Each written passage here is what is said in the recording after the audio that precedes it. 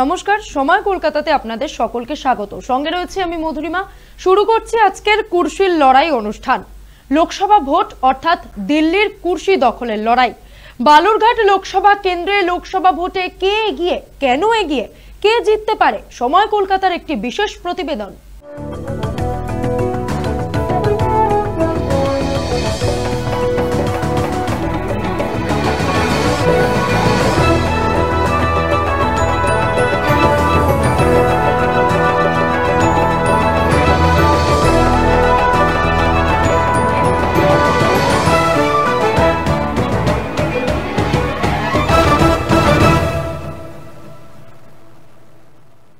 শুরু হয়ে গিয়েছে লোকসভা ভোট অর্থাৎ কুর্সি দখলের লক্ষ্যে অষ্টাদশ লোকসভা নির্বাচন অনুষ্ঠিত হয়েছে সারা ভারত জুড়ে। 543 জন সাংসদ নির্বাচিত হবেন 7 দফার ভোটে। এর মধ্যে বঙ্গে রয়েছে 42টি আসন। দিল্লি দখলের লড়াই শুরু হয়ে গিয়েছে কার্যত। 19 এপ্রিল হয়ে গিয়েছে প্রথম দফার ভোট। প্রথম দফার ভোটে বঙ্গে হয় 3টি লোকসভা কেন্দ্রের লড়াই। কুর্সির লড়াই টান টান হয়ে উঠেছে। কুর্সির লড়াই কোন কেন্দ্রে কি অবস্থায় তা নিয়ে প্রতিদিন থাকছে সময় কলকাতার নজরদারি। আজ সময় কলকাতার আতশ কাচের তলায় বালুরঘাট লোকসভা কেন্দ্র। ইতিহাস আশ্রিত স্থান দিনাজপুর। স্বাধীনতা ও দেশভাগের পরে দীর্ঘদিন ধরে বঙ্গের দিনাজপুরের পশ্চিম দিনাজপুর হিসেবেই ভৌগোলিক মানচিত্রে পরিচিত ছিল। পশ্চিম দিনাজপুর ভেঙে দক্ষিণ দিনাজপুর ও উত্তর দিনাজপুর নামে দুটি স্বতন্ত্র জেলা সৃষ্টি হয়। দক্ষিণ দিনাজপুরের সদর বালুরঘাট। বালুরঘাট বিধানসভা কেন্দ্র এবং আরও 6টি বিধানসভা কেন্দ্র নিয়ে গড়ে উঠেছে বালুরঘাট লোকসভা কেন্দ্র। বালুরঘাট লোকসভা কেন্দ্রে ভোট 26 এপ্রিল। একটু চোখ বুলিয়ে নেওয়া যাক বালুরঘাটের জনসংখ্যা ও জনজাতি ভিত্তিক সমীকরণে। 2019 সালে লোকসভা নির্বাচনে এই কেন্দ্রের ভোটার ছিলেন 14,29,000। বর্তমানে অসংরক্ষিত কেন্দ্র হলেও এখানে তপশিলি জাতি উপজাতির প্রচুর মানুষ বাস করেন। 2011 সালের আদমশুমারি অনুযায়ী বালুরঘাট লোকসভা কেন্দ্রের 28.6% মানুষ তপশিলি জাতিভুক্ত। তপশিলি উপজাতিভুক্ত মানুষ 15.3%। অর্থাৎ সংরক্ষিত কেন্দ্র হলেও এখানে তপশিলি জাতি উপজাতি মিলিয়ে প্রায় 42% মানুষ বসবাস করেন। অন্যদিকে এই লোকসভা কেন্দ্রে সংখ্যালঘু মুসলিম সম্প্রদায়ের মানুষ 29.5%।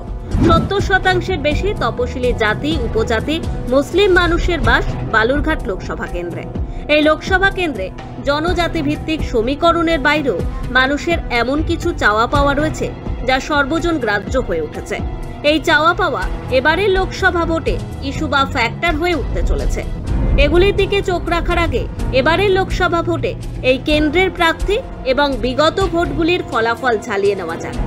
এবারের ভোটে মূল প্রতিদ্বন্দ্বিতা 4টি রাজনৈতিক দলের মধ্যে, যারা জয় পরাজয় এবং জয় পরাজয়ের মাঝখানের বিভেদ রেখা তৈরি করার ক্ষেত্রে গুরুত্বপূর্ণ হয়ে উঠবে। 2024 সালে লোকসভা নির্বাচনে কুর্সি বা দিল্লির সংসদে পৌঁছানোর লক্ষ্যে যে প্রার্থীরা লড়ছেন তাদের মধ্যে অন্যতম গুরুত্বপূর্ণ নাম সুকান্ত মজুমদার। গতবারের লোকসভা নির্বাচনে জয়ী এবং বঙ্গের বিজেপি সভাপতি সুকান্ত মজুমদারের মূল প্রতিপক্ষ তৃণমূলের বিপ্লব মিত্র, যিনি বিধায়ক মন্ত্রীও বটে। একদা আরএসপির খাস তালুক হিসেবে পরিচিত ছিল বালুরঘাট। সেই প্রতিপত্তি খর্ব হয়েছে। এইরকম প্রেক্ষাপটে তাদের প্রার্থী জয়দেব সিদ্ধান্ত। অন্যদিকে এবারের ভোটে অত্যন্ত গুরুত্বপূর্ণ ভূমিকা নিতে পারেন যিনি, তিনি আইএসএফ এর প্রার্থী মোজাম্মেল হক, অর্থাৎ লড়াই চতুর্মুখী। দেখে নেওয়া যাক বালুরঘাট লোকসভা কেন্দ্রের প্রধান প্রতিদ্বন্দ্বীদের। রায়গঞ্জের আগে এইমসটা করুক, আগে ওরা বলছিল এইমস করুক। রায়গঞ্জের এইমসই তো একটা দূরস্থ, আবার বালুরঘাটে এইমস হবে কি হবে? সুতরাং এগুলো ভোটের আগে লোককে বোকা বানানো। এতদিন সুকান্তবাবু তো অনেকদিন রাজ্যের সভাপতি হয়েছেন দলে, যে দল ভারতবর্ষের ক্ষমতায় আছে। তো সেই দলের পক্ষ থেকে উনি একটা দিনের জন্য এর আগে 5 বছরের মধ্যে বলেছেন যে তিনি বালুরঘাটে এইমস করবেন। যদি ইচ্ছা থাকতো তাহলে প্রথম দিনই উনি যখন সভাপতি নির্বাচিত হয়েছিলেন সেদিনই উনি বলতেন যে আমি আমার বালুরঘাটের মানুষের জন্য আমি এইমস করবো বা কোনো ডেভেলপমেন্টের কাজ করবো। 5 বছরে একটা রাস্তা উনি করেন, 5 বছরে একটা টিউবওয়েল বসেন, 5 বছরে কোনো একটা সামান্য কলেজের কথা ভাবেন। এখানটায় গার্লস কলেজেরও দরকার আছে এই জেলাতে, তো সেখানটায় গার্লস কলেজের কথা বলেন। কোনো জায়গায় ITI college, polytechnic college, engineering college, কোনো একটা কলেজের কথা যিনি বলেননি, হঠাৎ করে তিনি একটা বলে দিচ্ছেন যে আমি এইমসের মতো একটা হসপিটাল আমি বালুরঘাটে করব। এটা বিশ্বাস করবে মানুষ? মাননীয়া মমতা ব্যানার্জির নেতৃত্বে যেভাবে বাংলায় 11 সালের পর থেকে সার্বিক উন্নয়নের কর্মযজ্ঞ শুরু হয়েছে, রাস্তাঘাট, পানীয় জল, স্কুল, কলেজ, কোনো সরকার স্বাধীনতার পর কেউ এভাবে পাবলিকের দরজায় দরজায় সরকার পৌঁছে যায়নি। এটা একটা আশ্চর্যজনক ঘটনা এবং সম্ভবত ভারতবর্ষে কোনো রাজ্যে কোনো মুখ্যমন্ত্রীর নেতৃত্বে এভাবে মানুষের কাছে পৌঁছানোর চেষ্টা কখনো করেন। উনি তো আমার 5 বছরে বলছে, এই আমার 5 বছরে কাজের খতিয়ান দেয়া আছে। এবং সবথেকে বড় কথা, আমি তো বারবার বলছি, উনি ব্রিগেড প্যারেড গ্রাউন্ড থেকে ওনার নাম ঘোষণা হওয়ার পর জেলায় ফিরলেন, সেটাও সুকান্ত মজুমদারের চালু করা ট্রেনে ফিরলেন। এবং শুধু তাই নয়, উনি যেটা বলছেন, ওনাকে শুধু একটা কথাই বলি, 8 বছর আগে দক্ষিণ দিনাজপুরে বিশ্ববিদ্যালয় ঘোষণা হয়েছে। একটা ইট গেঁথেছেন দক্ষিণ দিনাজপুর বিশ্ববিদ্যালয়ে, উল্টে পলিটিক্সের কারণে দক্ষিণ দিনাজপুর বিশ্ববিদ্যালয়কে বারবার বঞ্চিত করা হচ্ছে। এরা মুখে বড় বড় কথা বলে, এরা না শিক্ষা বোঝে না কিছু বোঝে। উনি বোঝেন টেন্ডার কিভাবে মেলাতে হবে, কোথা থেকে মাল পাওয়া যাবে, পয়সা কোথা থেকে পাওয়া যাবে। আমরা দাবি জানিয়েছি যে উত্তরবঙ্গে একটা এইমস হওয়া দরকার, আর উত্তরবঙ্গের সব থেকে পিছিয়ে পড়া জেলা হচ্ছে এটা। তো আমরা স্বাভাবিকভাবে আমরা দাবি জানাবো প্রধানমন্ত্রীর কাছে। 2019 লোকসভার ফলের দিকে চোখ রাখলে দেখা যাবে প্রথমবার বিজেপি জয়ী হয়। সুকান্ত মজুমদার এই কেন্দ্রের সাংসদ হন 33,000 ভোটে জিতে। সুকান্ত মজুমদার 5,39,000 ভোট পেয়েছিলেন। 2014 সালের এই কেন্দ্রের বিজয়ী প্রার্থী অর্পিতা ঘোষ পান 5,06,000 ভোট। বিজেপির ভোট বাড়ে 25% বেশি। অর্পিতা ঘোষও 3% ভোট বাড়ান। এখানে 2019 সালে বাম শক্তি একেবারে ক্ষয় হয়ে যায়। আরএসপির পলাশ বর্মন ও রনেন বর্মন একদা আরএসপির গড় তৈরি করেছিলেন বালুরঘাট সংসদীয় ক্ষেত্রটিকে। 2009 সালে এই কেন্দ্রে রনেন বর্মনের উত্তরসূরি প্রশান্ত কুমার মজুমদার বর্তমান রাজ্যের মন্ত্রী ও এবারের প্রার্থী বিপ্লব মিত্রকে 5,000 ভোটে হারিয়ে দেন। তবে ব্যবধান অনেকটাই কমিয়ে এনেছিলেন বিপ্লব মিত্র। অর্পিতা ঘোষ 2014 সালে প্রথমবারের মতো বামগড় হিসেবে পরিচিত বালুরঘাটে বিরোধী শক্তির নিশানা ওড়ান। তৃণমূল জয়ী হয়। 1977 সাল থেকে আধিপত্য রাখার 37 বছর পরে বাম শক্তি প্রথমবার পরাস্ত হয় বালুরঘাটে। তারপরে বাম শক্তি ক্রমশ কমেছে। আরএসপির রমেন হাঁসদা 2019 সালে 6% ভোট পান। তার ভোট 22% কমে যায়। এই ভোটের প্রায় পুরোটাই চলে যায় বিজেপিতে, কারণ তৃণমূলেরও ভোট বেড়েছিল। 2021 সালের বিধানসভা নির্বাচনে বামেরা এই লোকসভা কেন্দ্রের অন্তর্গত বিভিন্ন বিধানসভা কেন্দ্রে দাগ কাটতে পারেনি। 2024 সালেও আরএসপির জয়দেব সিদ্ধান্ত কতটা কি করতে পারবেন তা নিয়ে সন্দেহ থেকেই যাচ্ছে, কারণ 2021 সালের বিধানসভা ভোটেও বাম শক্তি বৃদ্ধির ইঙ্গিত মেলেনি বালুরঘাট লোকসভার অন্তর্গত কোনো বিধানসভা কেন্দ্রে। স্বাভাবিকভাবেই মনে হচ্ছে লড়াই প্রধানত হবে সুকান্ত মজুমদার এবং বিপ্লব মিত্রের মধ্যে। কিন্তু এখানে অত্যন্ত গুরুত্বপূর্ণ হয়ে উঠতে চলেছে আইএসএফ এর ভূমিকা। মনে রাখা প্রয়োজন, 2009 সালে বিপ্লব মিত্র খুব সামান্য মার্জিনে হার মানলেও পরবর্তীতে নিজের জনপ্রিয়তা বৃদ্ধি করেছেন বালুরঘাট লোকসভা কেন্দ্রের একাধিক বিধানসভা এলাকাতেও। অন্তত হরিরামপুর, গঙ্গারামপুরে তৃণমূল বিজেপিকে লড়াই দেবেই। ফলে মনে করার যথেষ্ট কারণ ছিল এবার বিজেপির রাজ্য সভাপতি সুকান্ত মজুমদারকে কড়া প্রতিদ্বন্দ্বিতার মুখে পড়তে হচ্ছে। বাস্তবে তৃণমূলের বিপক্ষে বেশ কয়েকটি বিষয় যাচ্ছে, ফলে সুকান্ত মজুমদারের পালে ক্রমেই হাওয়া ভারী হচ্ছে। ইস্যুগুলি নিয়ে আলোচনায় আসার আগে বালুরঘাট লোকসভা কেন্দ্রের অধীনস্থ বিধানসভা ক্ষেত্র অর্থাৎ ইটাহার, কুশমুন্ডি, কুমারগঞ্জ, বালুরঘাট, তপন, গঙ্গারামপুর, হরিরামপুরের দিকে চোখ রাখলে দেখা যাবে 2021 সালের বিধানসভা ভোটে ইটাহারে তৃণমূলের মোশাররফ হোসেন 59% ভোট পান। নিকটতম বিজেপি প্রতিপক্ষের চেয়ে 44,000 ভোটে জেতেন। বামেদের ভোট ছিল 2.5%। কুশমুন্ডিতে 48% ভোট পেয়ে তৃণমূলের রেখা রায় বিজেপি প্রার্থীকে হারিয়ে বিধায়ক হন। এখানেও বাম শক্তি তলানিতে থাকে। কুমারগঞ্জ বিধানসভায় 53% ভোট পেয়ে তৃণমূল জয়ী হয়। এখানেও বিজেপি দ্বিতীয় হয়। জয়ী হন তৃণমূলের তোরাফ হোসেন মণ্ডল। তবে বালুরঘাটে বিজেপি জয়ী হয়। তৃণমূলের প্রার্থীকে 14,000 ভোটে হারিয়ে জয়ী হন বিজেপির অশোক কুমার লাহিড়ী। তপনেও তীব্র প্রতিদ্বন্দ্বিতা হয় দুই দলের মধ্যে। বিজেপির বুধরাই টুডু টেক্কা দেন তৃণমূল প্রার্থীকে ও মাত্র 1,500 ভোটে সামান্য বেশি ব্যবধানে বাজিমাত করেন। গঙ্গারামপুর বিধানসভা কেন্দ্রে বিজেপির সত্যেন্দ্রনাথ রায় তৃণমূল প্রার্থীকে হারান 4,500-এর বেশি ভোটে। হরিরামপুর থেকে জয়ী হয়ে বিপ্লব মিত্র বিধায়ক ও মন্ত্রী হন। 51% ভোট পেয়ে তিনি বিজেপি প্রার্থীকে হারিয়ে দেন 17,000 ভোটে। এই কেন্দ্রে 2021 সালে এসে 2016-র বাম বিধায়করা শোচনীয়ভাবে হারেন এবং বামেদের ভোট কমে প্রায় 36% হয়। 2021 সালে এই কেন্দ্রে জিতেছিলেন বিপ্লব মিত্র। অর্থাৎ 2021 সালের বিধানসভার কথা ধরলে প্রাপ্ত ভোটের শতাংশগত হিসাবেও তৃণমূল বেশ কিছুটা এগিয়ে যায়। 45.5% ভোট পায় তারা। 2019 সালে লোকসভা নির্বাচন থেকে প্রায় 3% ভোট বাড়িয়ে নেয় তৃণমূল। গতবারের লোকসভা নির্বাচন থেকে বিজেপির ভোট বিধানসভা নির্বাচনে কমে যায় 7%। একইভাবে বালুরঘাট লোকসভা কেন্দ্রের অধীনে 7টি বিধানসভা কেন্দ্রের 4টি তৃণমূলের দখলে। তবে লোকসভা ভোটের চিত্র অনন্য এবং বিধানসভা ভোটের চেয়ে স্বতন্ত্র। বিগত লোকসভা ও বিধানসভা ভোটের পরিসংখ্যানগত হিসেবে মনে হতেই পারে লড়াই খুব সহজ নয় সুকান্ত মজুমদারের।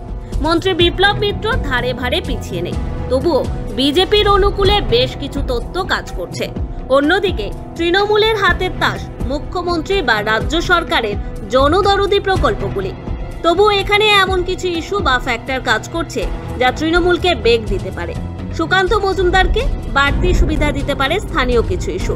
প্রধানমন্ত্রী নরেন্দ্র মোদীর মতোই মুখ্যমন্ত্রী মমতা বন্দ্যোপাধ্যায় আলাদাভাবে গুরুত্ব দিচ্ছেন বালুরঘাট লোকসভা কেন্দ্রকে। মুখ্যমন্ত্রী দফায় দফায় বালুরঘাট লোকসভা কেন্দ্রে যাচ্ছেন। তিনি বিপ্লব মিত্রের সমর্থনে প্রচারের পাশাপাশি সরাসরি বিজেপিকে বিঁধছেন, কারণ বালুরঘাট কেন্দ্রের ফ্যাক্টর হয়ে উঠতে পারে বিভিন্ন জনমুখী পরিষেবা পাওয়ার ক্ষেত্রে মানুষের হতাশা এবং বিজেপির হিন্দুত্বের তাস। কর্মসংস্থান ও রুজি রুটির বিষয় ভোটের নিশ্চিত একটি ফ্যাক্টর। তাই কেন্দ্রকে আক্রমণ মুখ্যমন্ত্রী তৃণমূলের হয়ে ভোট যুদ্ধে হাতিয়ার। আমাদের লোকেরা পার্লামেন্টে বুক চিতিয়ে লড়াই করে, আর আপনাদের সাংসদ ঠান্ডা ঘরে ঘুমায়, উড়ে বেড়ায়, কোনোদিন কথা বলে না। বলছে বাংলায় 100 দিনের কাজের টাকা দিও না। যে লোক বলে বাংলাকে বঞ্চিত করো, তাদের আপনারা ভোট দেবেন? 100 দিনের কাজের টাকা বন্ধ করেছো, গ্রামীণ আবাস যোজনার টাকা বন্ধ করেছো, রাস্তার টাকা বন্ধ করেছো। বিজেপির গদ্দারদের কৈফিয়ত দিতে হবে যে তোমরা 10 বছরে কি করেছো মানুষের জন্য। জবাব চাই, জবাব দাও। এটা পশ্চিমবাংলার নির্বাচন নয় যে আমাকে কৈফিয়ত দিতে হবে। কৈফিয়ত দাও গদ্দার বাবুরা, কি করেছো? একটা কাজ করেছো। বালুরঘাট লোকসভা কেন্দ্রে ইস্যু কি? বালুরঘাট লোকসভা কেন্দ্রে ইস্যু হয়ে উঠতে পারে যাতায়াত পরিষেবা, প্রচুর সংখ্যায় আদিবাসী জনজাতির সেন্টিমেন্ট, কৃষকদের দাবি, সংখ্যালঘু উন্নয়ন, পানীয় জলের সমস্যা ও বন্যা। এর বাইরেও কাজ করবে তৃণমূলের দলীয় অন্তর্দ্বন্দ্ব, প্রাপ্তি অপ্রাপ্তির বিষয়।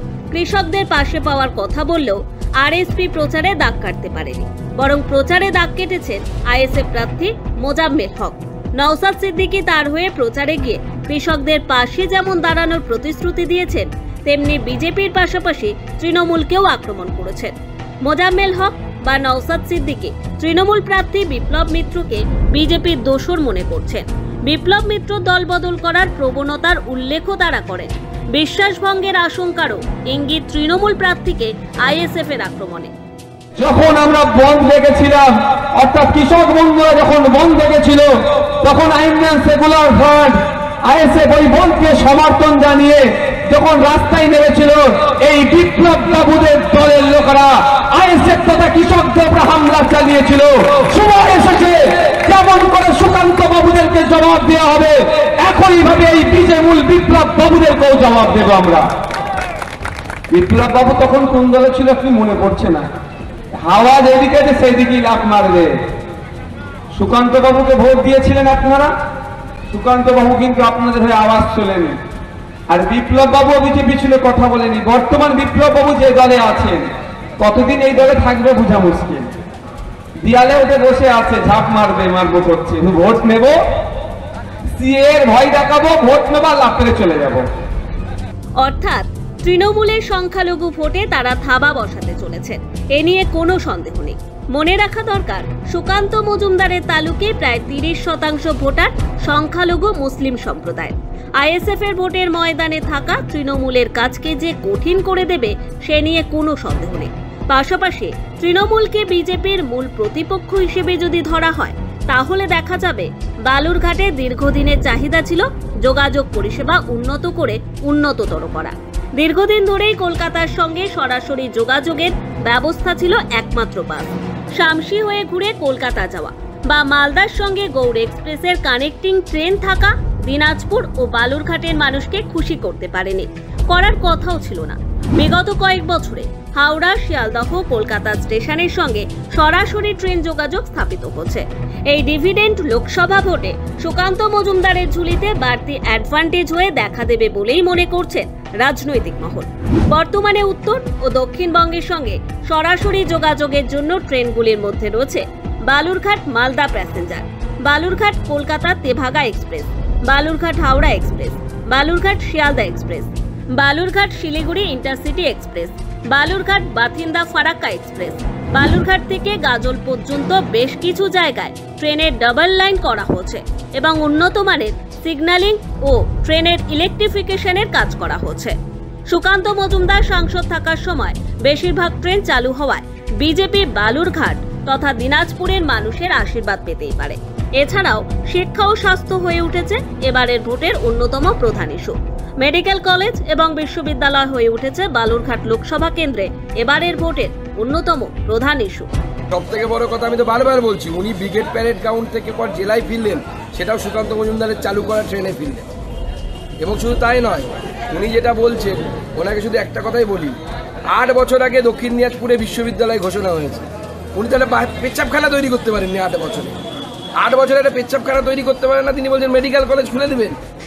একটা ইট গেঁথেছেন দক্ষিণ দিনাজপুর বিশ্ববিদ্যালয়ে, আপনারা দেখেছেন, চলুন তো আপনাদেরকে বলছি, চলুন দক্ষিণ দিনাজপুর বিশ্ববিদ্যালয়ের একটা ইট গাঁথা হয়েছে, ওনাকে ছবি তুলে দেবেন। উল্টে পলিটিক্সের কারণে দক্ষিণ দিনাজপুর বিশ্ববিদ্যালয়কে বারবার বঞ্চিত করা হচ্ছে। গার্লস কলেজে কাজ হচ্ছিল, বালুরঘাট মিউনিসিপ্যাল ক্লাস হচ্ছিল, সেখানে টিচাররা ক্লাস নিতেন, গেস্ট টিচাররা, ভাইস চ্যান্সেলর সেখানে ক্লাস নিতেন। আজকে মিউনিসিপ্যালিটির চেয়ারম্যান চাপ দিয়ে গার্লস কলেজকে বলে দিয়েছে বা দক্ষিণ দিনাজপুর বিশ্ববিদ্যালয়কে কোনো ক্লাস করার জন্য রুম দেওয়া হবে না। যোগাযোগ পরিষেবা ছাড়াও বেশ কিছু ফ্যাক্টর সংখ্যালঘু সমর্থনের তথ্যে তৃণমূলে যেরকম অস্বস্তির কাঁটা রয়েছে, তেমনি তপশিলি জাতি, উপজাতি ও আদিবাসী ভোটের ক্ষেত্রেও খুব সুবিধাজনক জায়গায় নেই তৃণমূল। তাদের বিরুদ্ধে অনুন্নয়ন এবং শোষণ বঞ্চনার অভিযোগকে হাতিয়ার করেছে বিজেপি। প্রধানমন্ত্রী নরেন্দ্র মোদী বালুরঘাটে প্রচার করে গিয়েছেন, সেখানেও আদিবাসীদের সেন্টিমেন্ট নিয়ে ছেলে খেলার অভিযোগ উঠেছে তৃণমূলের বিরুদ্ধে। উল্লেখ্য, 1 বছর আগে এপ্রিল মাসে দক্ষিণ দিনাজপুরে তপনে দণ্ডি কেটে শতাধিক আদিবাসী মহিলাকে তৃণমূলে ফেরানো হয়। বিজেপিতে যাওয়ার শাস্তি বিধান হিসেবে দণ্ডি কাটানোর ঘটনায় সারা দেশে তোলপাড় ফেলে। জানিয়ে পরবর্তীতে তৃণমূলের শীর্ষ নেতৃত্ব ঢোক গিলতে বাধ্য হয় ও ভুল স্বীকার করে। আদিবাসী এবং মহিলাদের সেন্টিমেন্টকেও হাতিয়ার করেছে বিজেপি। সব মিলিয়ে খুব একটা সুখে নেই বিপ্লব মিত্র। 72 বছরের প্রবীণ তৃণমূল বিধায়ক বিপ্লব মিত্র জয়ের লক্ষ্যে লড়ছেন, তবে তার শরীরী পরিভাষায় কোথাও কি ধরা পড়ছে ভোটের ঠিক প্রাক মুহূর্তে পরাজয়ের আশঙ্কা? সারা বছর ধরে আমাদের দল এবং আমাদের রাজ্য সরকার কাজ করে এসছে, তো সেই জন্য স্বাভাবিকভাবে সারা বছর ধরে মানুষের সঙ্গে যোগাযোগের মধ্য দিয়ে আমরা চলি। তো আমরা খুব আশাবাদী, সেই কারণেই যে মানুষ নিশ্চয়ই সারা বছর যাদের পায়, সুতরাং তারা নিশ্চয়ই এবারকার লোকসভা নির্বাচনে প্রচুর সমর্থনের মধ্য দিয়ে আমাদের ব্যাপকভাবে ভোট দিয়ে জয়যুক্ত করবে। বিজেপি ও তৃণমূলের দুই শীর্ষ নেতা নেত্রীর উপস্থিতি যতই কাজ করুক, বাংলাদেশ সীমান্ত ঘেঁষা লোকসভা কেন্দ্র বালুরঘাটে সুকান্ত বিপ্লবের ভোটযুদ্ধে সাফল্যের কিউ লাইন যেন ধরা পড়ছে দুই প্রার্থীর বক্তব্য ও শরীরী পরিভাষায়। বালুরঘাট লোকসভা কেন্দ্রে নিশ্চিতভাবে অ্যাডভান্টেজ বালুরঘাট লোকসভা কেন্দ্রের বিজেপি প্রার্থী ও বিজেপির রাজ্য সভাপতি সুকান্ত মজুমদার। ব্যাকফুটে রয়েছেন তৃণমূল প্রার্থী বিপ্লব মিত্র। তবুও লড়াই হবে শিয়ানে শিয়ানে। ভোটের ভাগ্য বিধাতা ভোটাররা কোন দিকে আশীর্বাদ বর্ষণ করবেন তা জানতে অপেক্ষা করতে হবে 4 জুন পর্যন্ত। বালুরঘাট থেকে শঙ্কু কর্মকারের সঙ্গে পুরন্দর চক্রবর্তী এবং চুমকি সূত্রধরের রিপোর্ট, সময় কলকাতা।